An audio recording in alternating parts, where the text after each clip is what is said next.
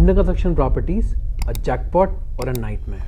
So buying an under construction property can be a golden opportunity or a headache. Let's hear the truth.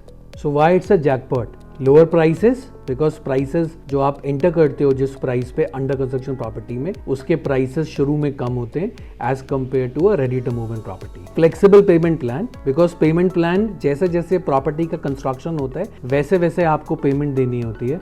सो आपका payment plan जो होता है वो flexible होता है. हायर एप्रिसिएशन, क्योंकि जब आप प्रॉपर्टी में एंटर करते हैं अंडर कंस्ट्रक्शन में तो प्रॉपर्टी के प्राइसेस कम होते हैं और जैसे जैसे प्रॉपर्टी स्टेज में बनती रहती है और प्रॉपर्टी जो है वो पोजेशन के नियर होती है तो वहाँ प्राइसेस उसके सबसे ज़्यादा होते हैं. तो आपको एक अच्छी कैपिटल एप्रिसिएशन मिलती है जो एक अंडर कंस्ट्रक्शन प्रॉपर्टी में आप अवेल कर पाते हो. And why it's a nightmare?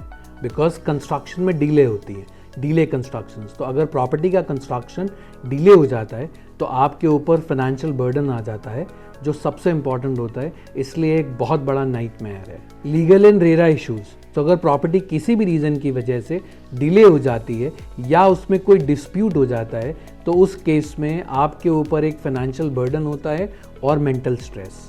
सबसे इंपॉर्टेंट क्वालिटी कंसर्न, तो जो आप प्रॉपर्टी अंडर कंस्ट्रक्शन के समय शुरू में आप देखते हैं और जब प्रॉपर्टी बन के रेडी होती है तो उसमें कुछ क्वालिटी कंसर्न्स होते हैं, क्वालिटी कॉम्प्रोमाइज़ हो जाती है, ये भी एक बहुत बड़ा स्ट्रेस है. स्मार्ट मूव क्या है?